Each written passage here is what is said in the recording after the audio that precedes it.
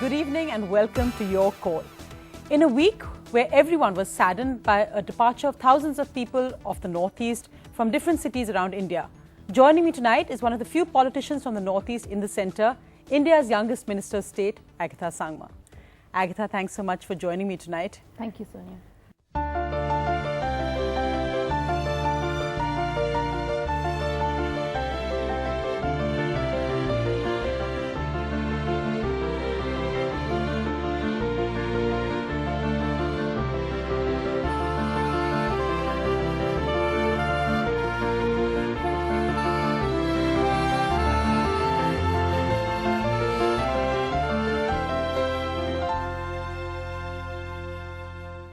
Agatha, as I just said, one of the few politicians in the Northeast at the centre, when you watched what happened, in hindsight, how do you think this should have been handled?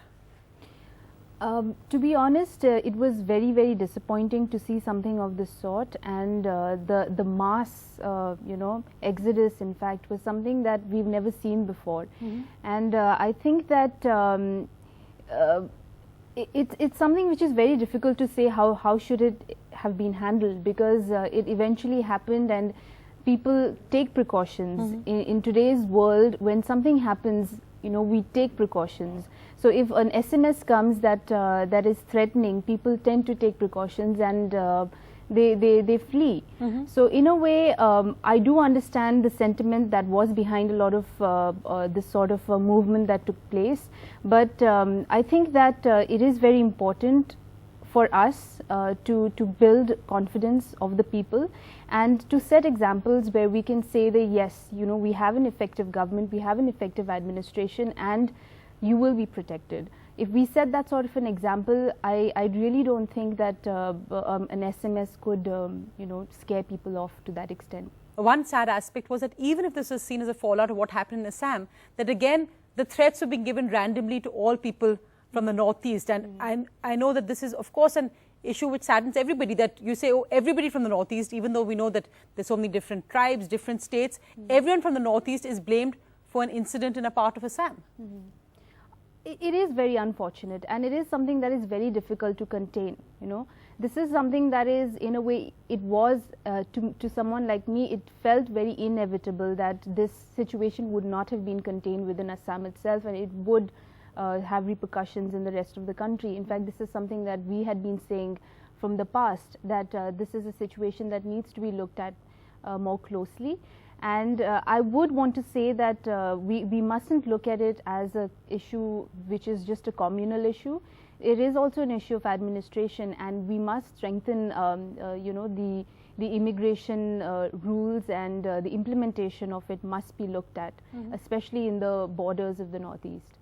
What has the impact been even for you in your state, in your state of Meghalaya? Because you know that the Congress government in Assam has been blamed for vote bank politics, for looking away because they were winning election after election, and the situation has come to this stage. Currently, of course, the NCP, the party to which you belong, is an ally of the Congress. What would you say? What would your advice be to the Congress government in Assam? Today, to be honest, the borders in the Northeast are extremely porous, and I really feel that it has been overlooked by the government of India. We concentrate a lot on the India-Pakistan border, but the kind of manpower or kind of attention that the northeastern borders need to be given are not being given.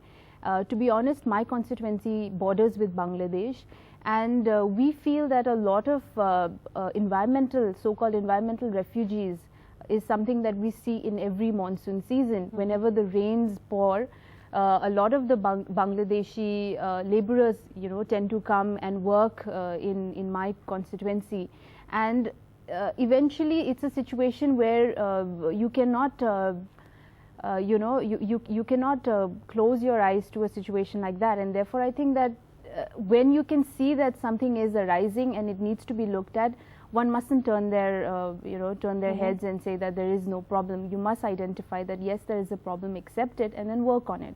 That's an important point. But let's just go across, Agatha, to some young people from Bangalore. Now, we know one of the cities where many young Northeasterners had left. Go ahead with your question for Agatha Sangma. Good evening, ma'am. This is Salman from Bangalore. We seem to live in a country which is united and secular.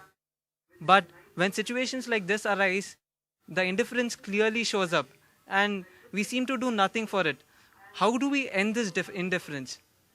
Good evening, ma'am. This is Ruel Paul. My question at this juncture is, number one, what is being done by the state and the central government for the large number of people who have been rendered homeless? And secondly, the breakdown and disintegration of social order that we see today, is this a reflection of the breakdown of the political system and our leadership?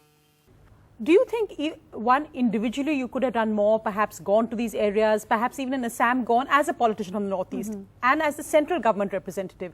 Do you think the central government should have done more? First of all, I'd like to thank the students. They've given really important questions.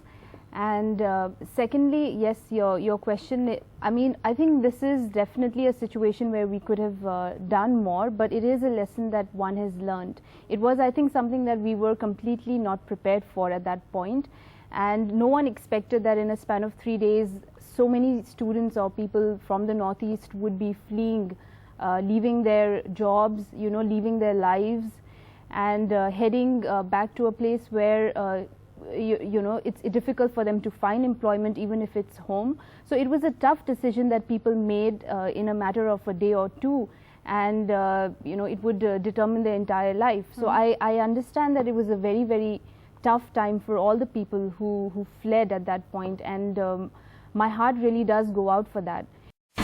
India's #1 news app just got even better. Download NDTV's new app. Fully optimized for retina display, full screen view, faster response time, and Sudoku. NDTV's new iPad app. Download now.